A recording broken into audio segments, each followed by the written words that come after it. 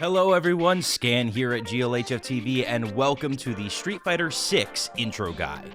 Whether you're brand new to the Street Fighter franchise or just looking to get some refreshers on some of the systems compared especially to Street Fighter 5, this is the guide for you. This first episode will be going over some very basics, those being the interface of Street Fighter 6 as well as a brief introduction to its new mechanics. So first off, let's start off by comparing the screen you see from Street Fighter 6 to the screen you see while playing Street Fighter 5. The bottommost meter in both Street Fighter 6 and Street Fighter 5 controls your ability to use super arts and critical arts. In Street Fighter 5, you only had a single critical art per character, which required all 3 charges of your critical art meter to be full. In Street Fighter 6, things are a little bit different. This bar only controls your ability to do supers and your character's critical art. You cannot use this meter to activate EX moves like you could in Street Fighter 5. Instead, that ability is now relegated to your other gauge in Street Fighter 6, which we'll go over in a moment. Again, to be clear, your character in Street Fighter 6 now has multiple supers, all of which use different amounts of your meter here at the bottom of the screen. A level 1, level 2, and level 3 super.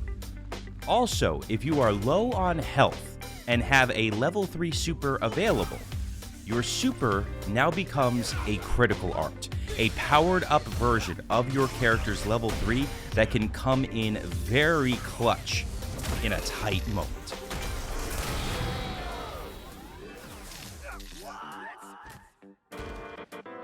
Now let's talk about the second meter available to you in Street Fighter 6, the drive gauge. This is where things get much more interesting because the drive gauge is your currency to unlocking most of your offensive and defensive abilities in Street Fighter 6. Technically speaking, if you wanted to compare it to something in Street Fighter 5, it's most closely associated with the V-gauge from the game, but honestly, V-trigger and V-skills are completely gone in Street Fighter 6. For the most part, think of them as entirely different systems. They have very little to do with one another. You may have noticed that the drive gauge is in the same position under the health bar as the stun gauge is in Street Fighter 5. That's because you can't stun your opponent quite as easily in Street Fighter 6. Again, we'll go more into that in a moment. You have a total of a maximum of 6 charges in your drive gauge to use across a multitude of abilities that every character in Street Fighter 6 has access to. They are Drive Impact, Drive Parry, Overdrive, Drive Rush, and Drive Reversal. Now, we're not going to go into a bit more complex things like how you can cause your opponent to lose drive gauge and how you can gain drive gauge back for now. In this episode, we are just going over what these abilities are and how to perform them. Drive Impact, performed by pressing Heavy Punch and Heavy Kick at the same time, will cost you 1 bar. This is a unique attack for every character in the game that sends them a good distance forward while absorbing armor to hit the opponent. Now, this move is very important for a lot of counter plays and offensive strategies, especially when your opponent is in the corner. However, be careful, you can eat a drive counter as a counter itself and eat the combo yourself instead. Your drive parry is just that, a parry that costs half of 1 bar and is performed by pressing and holding medium punch and medium kick. Yes, holding. You will counter whatever physical attack comes your way so long as you are holding down these 2 buttons. However, if you hit them in perfect timing with when a physical attack were to hit you, you will perform a perfect parry, which gives you the opportunity to counterattack.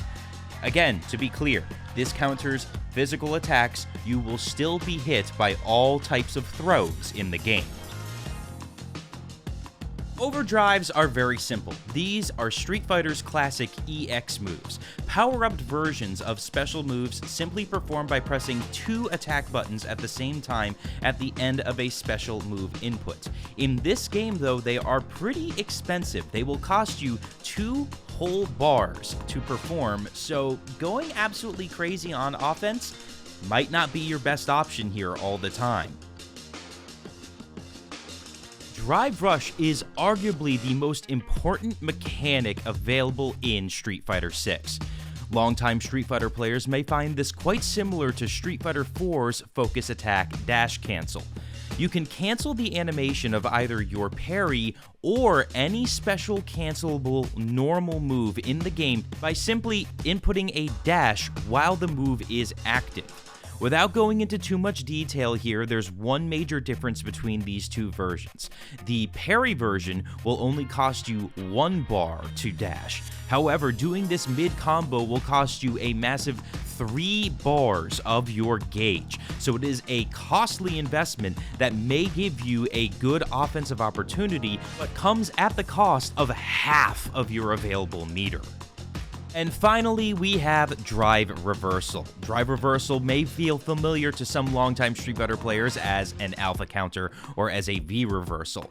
Pressing towards your opponent and heavy punch and heavy kick at the same time while you are in block stun will cause your character to break out of that block and strike your opponent. This is a very costly defensive option though, as it costs you 2 bars, the same as an offensive overdrive.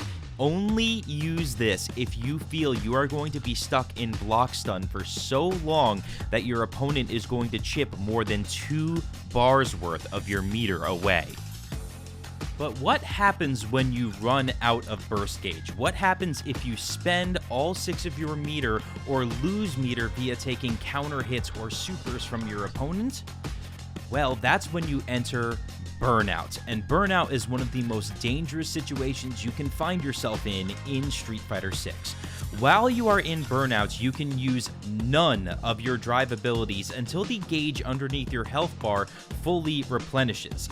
You can gain this meter back by successfully blocking or landing blows of your own. Your opponent, however, has many more offensive advantages here than just you not having your abilities. First, you will now take chip damage, and this includes getting KO'd via chip. This makes projectile supers in particular quite a bit dangerous to deal with.